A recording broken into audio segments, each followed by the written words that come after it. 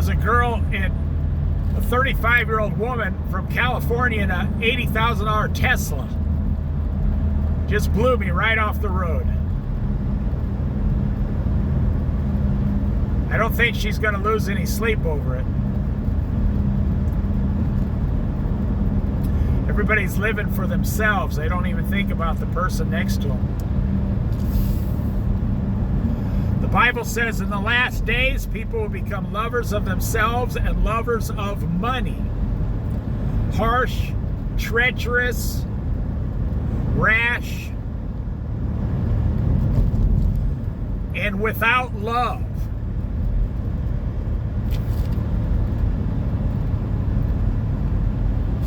And we see that. We see it everywhere you go now. That's one of the signs, S-I-G-H-N-S, one of the signs of the last days, says the Lord Jesus Christ.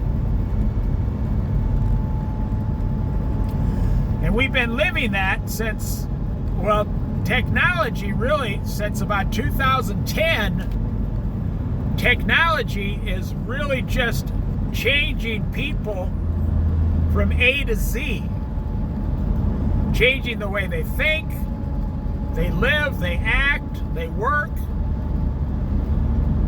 their relationships with other people. It's changing what they believe in. And I don't really see much of it as doing good.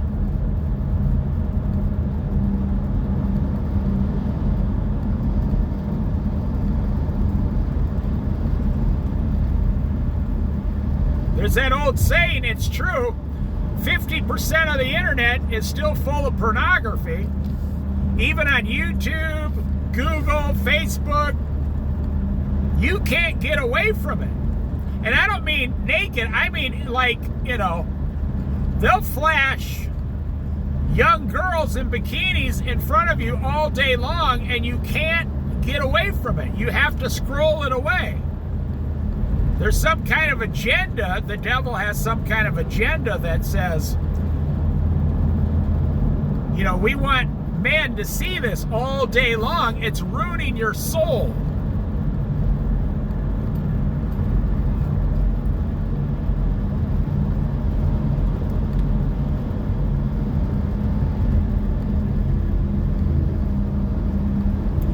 You remember the Shopping Network channel on TV?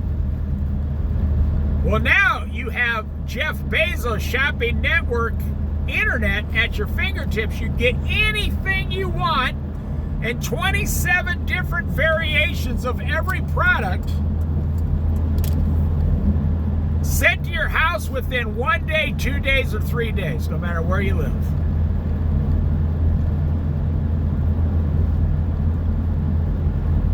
And Donald Trump says those are the jobs of the future. Donald Trump says he's going to create all those jobs in the future. Well, those jobs only pay $18 an hour to start. Jeff Bezos only pays $18 an hour to start in his warehouses. And after about a year, you make like $22 an hour maybe, which is not enough to live. The American dream. It's not even, it's about 60% of what you need to live the American dream. Buy a house, 2 cars, white picket fence, 2 children, a wife, or a husband. You can't make it. The good old days of one income providing your whole life are way gone. Those went away in the 1980s. I saw a video on YouTube. It was fascinating. This guy, you should try to look up this subject. The death of the one income family and how everything changed so dramatically when the wife had to go to work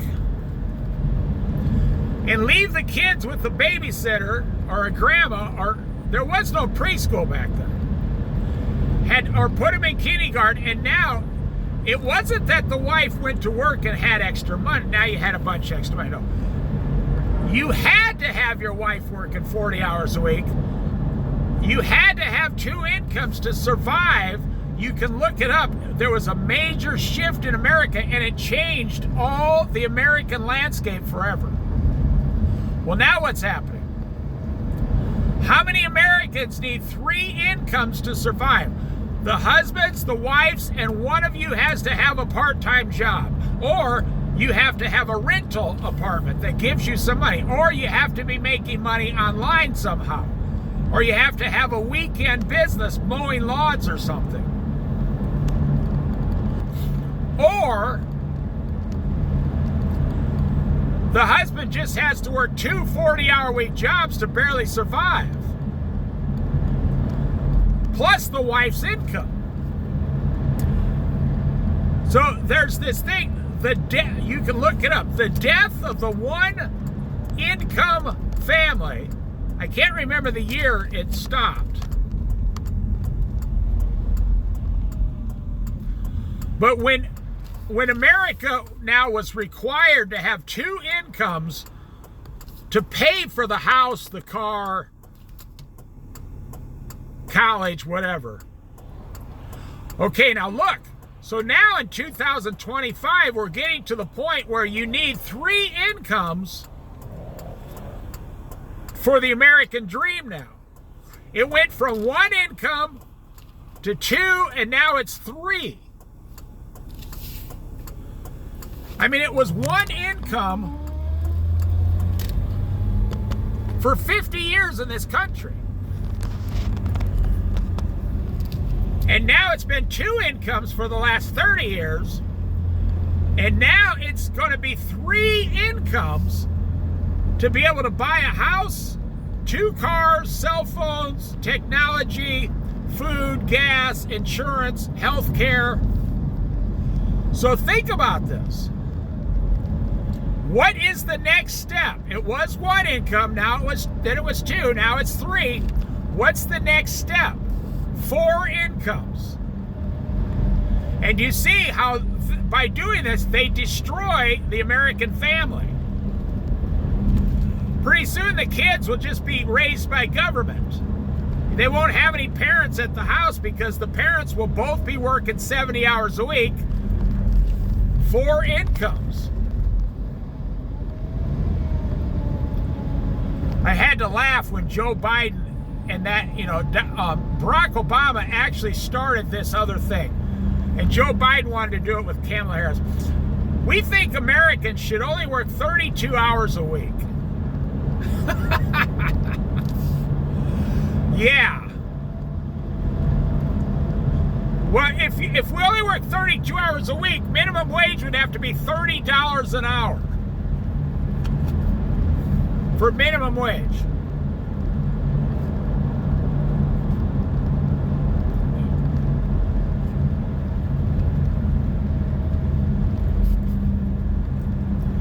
So that wouldn't have worked because in Europe, that's what some of the countries do in Europe. It's called socialism, and they pay about 60% of their earnings, and then they get free college, free education, free health care, free prescriptions. But you don't get free housing. You don't get free electric, you don't get free water, you don't get free taxes, no.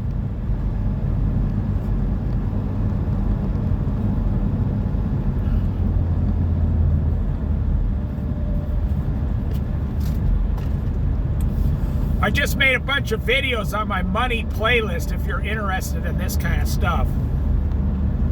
I have a playlist called Money. I think Americans have the greatest opportunity right now to make the most amount of money, become debt-free, and get enough money to where you won't have to worry about it in the future. But I see only about 10% of Americans are actually doing this.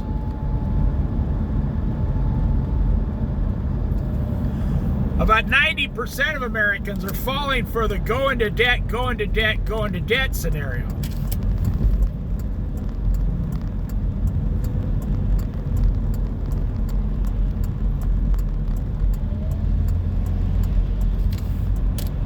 That guy had 4 brand new ATVs on the back of that trailer.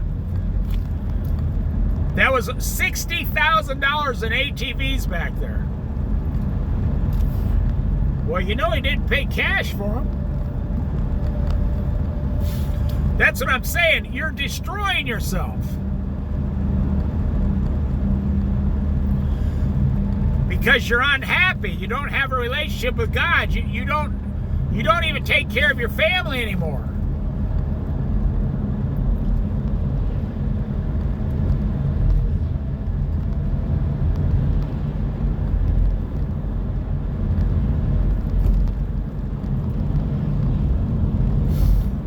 You're slowly drowning in debt.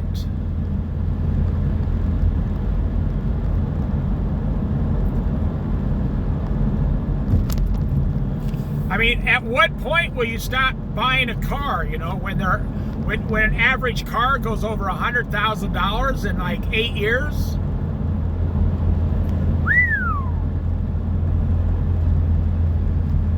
At what point will you stop buying a house? When they go to $650,000 in 10 years?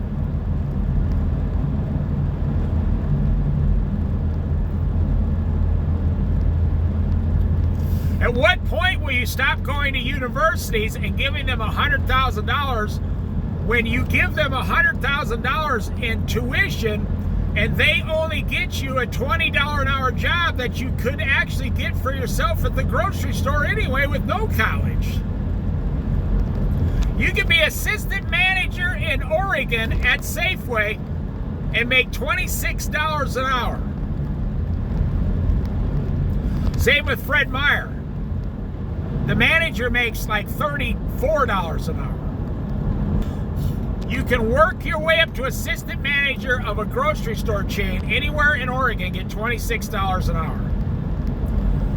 And if you're willing to move, they'll guarantee you the assistant manager within a year.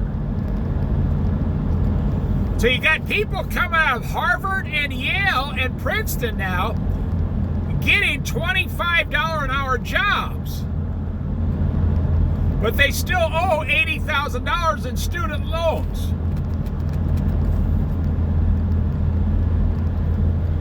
How, you know, that's what I'm saying. At what point do you stop going to college?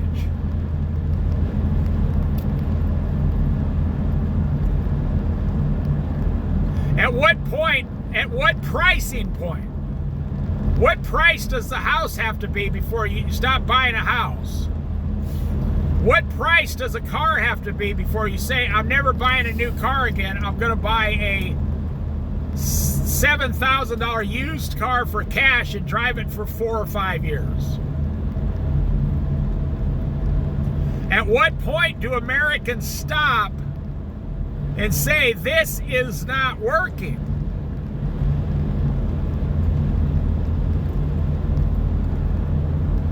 I personally know a guy and his wife. They have 3 children. They bring home $72,000 a year. And I'm not making this up. Now listen, pay attention to the math. They bring home $72,000 a year. They both work full time. And they need $73,000 a year to live. And I'm not making this up. And they are to the point with payments and everything, they literally cannot cut back. Most people could cut back. These people cannot cut back $1,000 a year. So what are they doing? Now they're both in their early 30s. So now he is saying, okay, I got all these toys in my garage, but now I'm going to have to go work an extra 20 hours a week on the weekends for the next 2 years to get out of debt just enough to where we have enough breathing room to pay all the other debt. So he's got himself to the point with all his toys, and he cannot sell them because he's upside down on every single thing he owns, including his house.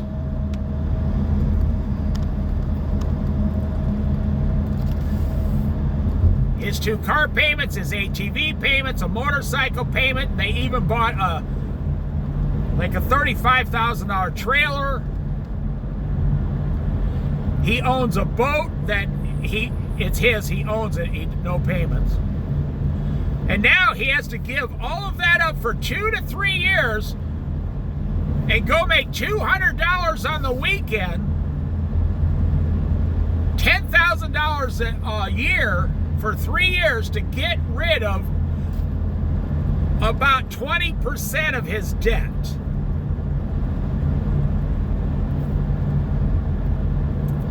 And that, I mean, everything except the house.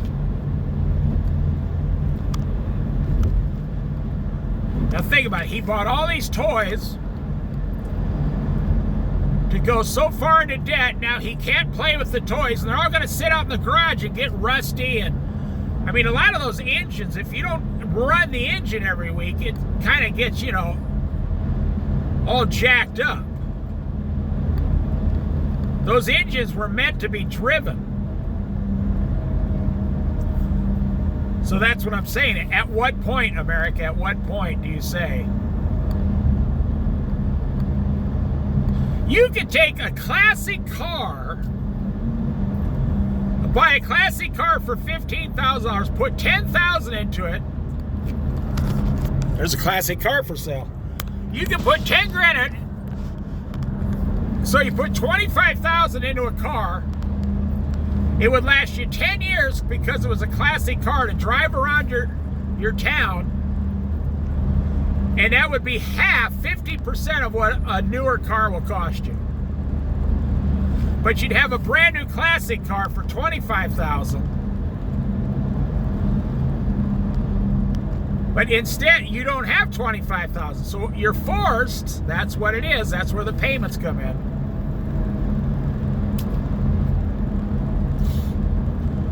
See, young people in America, they don't know. They don't have the experience. They don't know. You see, back in the day, your parents used to have to come up with 50% of what the money they wanted to buy something. And your grandparents had to come up with 100%. So as soon as they got married, they started saving money. I was married 41 years ago. A friend of mine got married around the same time. Him and his fiance. As soon as they met each other, they said, we're going to start saving. They knew they wanted to get married. They were madly in love in the early 1980s. They said, we're going to start saving money right now. We can buy a house when we get married. They were engaged for 2 years. Even with the low wages back then, they saved like $30,000 in 2 years. They found a house for $45,000 back then, a 2-bedroom house, real nice house. And the parents were so impressed, they told everybody, instead of giving gifts,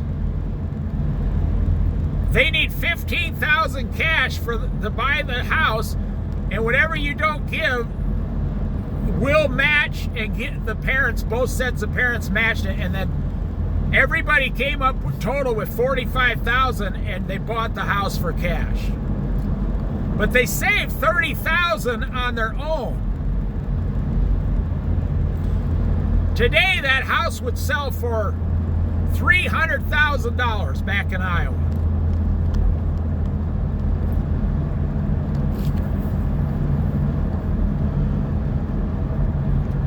You just don't understand how the system's working against you.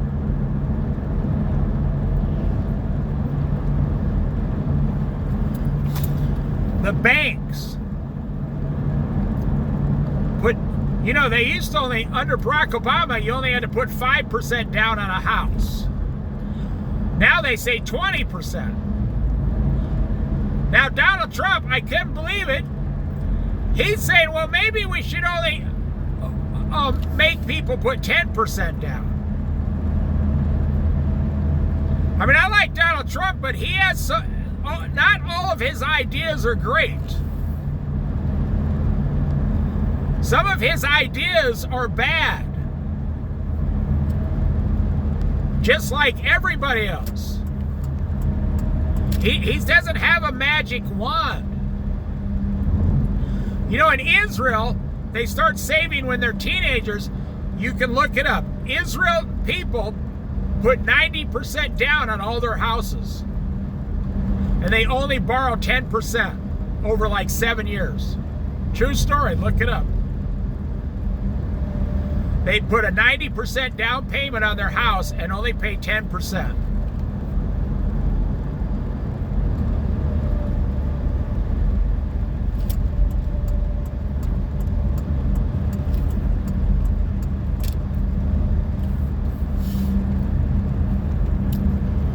And then in like 6 or 7 years, just like out of the Bible, they're completely debt free for the rest of their life on a house. Americans put down 10 or 20%, borrow 80%, and you're in debt for 30 years on a house. 25 or 30 years on a house. And that doesn't even count all the things you add to your house. You go further in debt.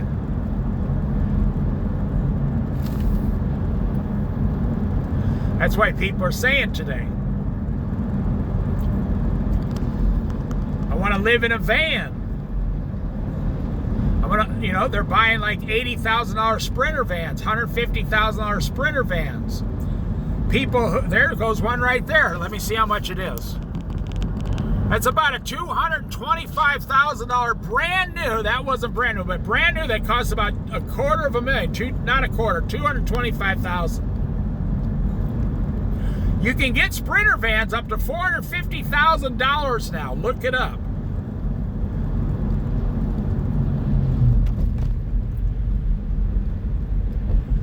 I'm going to end the video right here at the bridge. America, you're destroying yourself.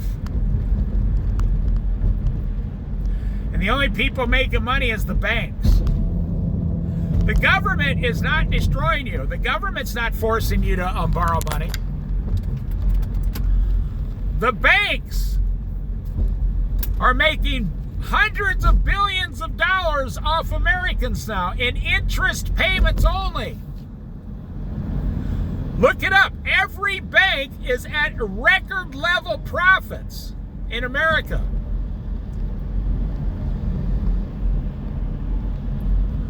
Every bank, record level profits, and every American is at record level debt. And look at these ATVs right here. Every one of those are $30,000 at least.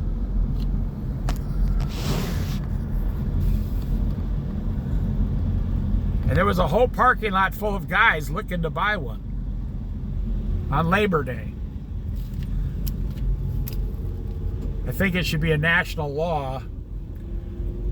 You should never buy anything on Labor Day just for the fact that it's called Labor Day, because if you buy something, you have to go back out and labor for 15 years to pay it off.